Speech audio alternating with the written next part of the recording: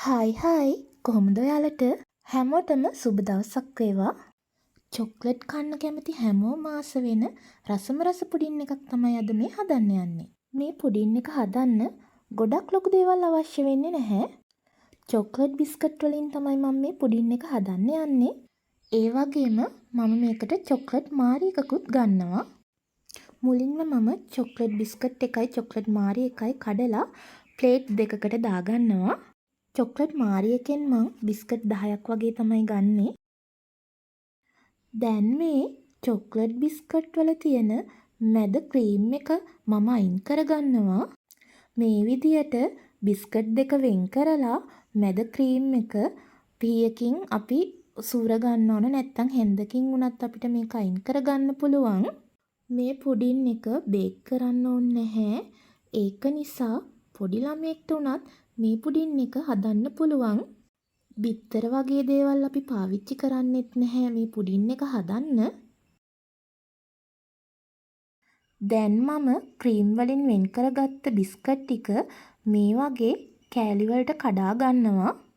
ඔයාලට හදිසි අවස්ථාවක අතුරුපසක් විදියට හදාගන්න පුළුවන් ලේසිම අතුරුපසක් තමයි මේ බිස්කට් පුඩින් එක.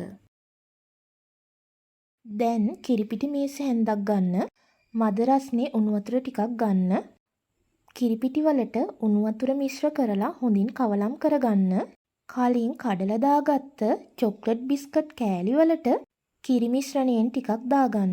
ඊට පස්සේ කිරි මිශ්‍රණයත් එක්ක මේ බිස්කට් ටික හොඳින් පොඩි කරගන්න ඕන. ගෑරුප්පුවක් හරි හැන්දක් හරි අරගෙන මේ විදියට බිස්කට් ටික හොඳින් පොඩි කරලා මිශ්‍ර කරගන්න ඕන. ඔයාලට කිරිපිටි වෙනුවට ෆ්‍රෙෂ් මිල්ක් යොදා ගන්නත් පුළුවන්. දැන් මේ චොක්ලට් බිස්කට් මිශ්‍රණයට චොක්ලට් මාරි බිස්කට් කෑලි කඩලා මේ වගේ දාගන්න. මේකට චොක්ලට් මාරිම ඕනේ නැහැ.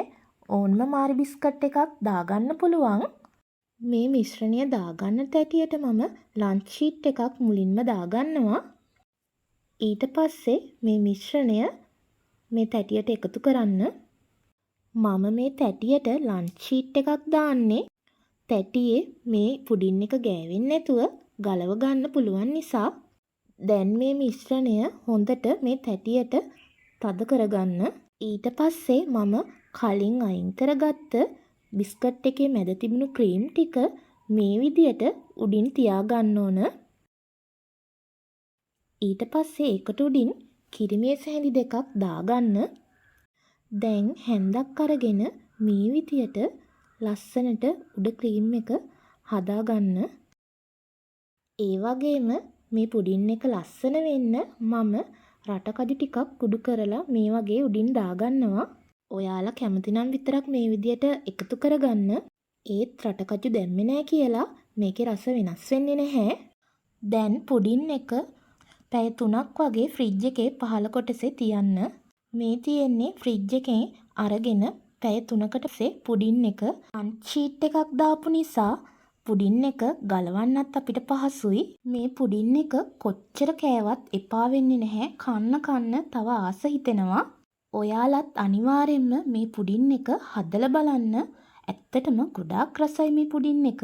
මේ වගේ වීඩියෝ තව බලන්න කැමති නම් මාව සබ්ස්ක්‍රයිබ් කරන්න. මේ වීඩියෝ එක නැරඹු ඔයාලට ගොඩාක් ස්තුතියි. සුබ දවසක්. ගිහින් එන්නම්. ආදරේ මන්දිරේ සඳලු තල එලි වෙලා ජීවිතේ මී පිරේ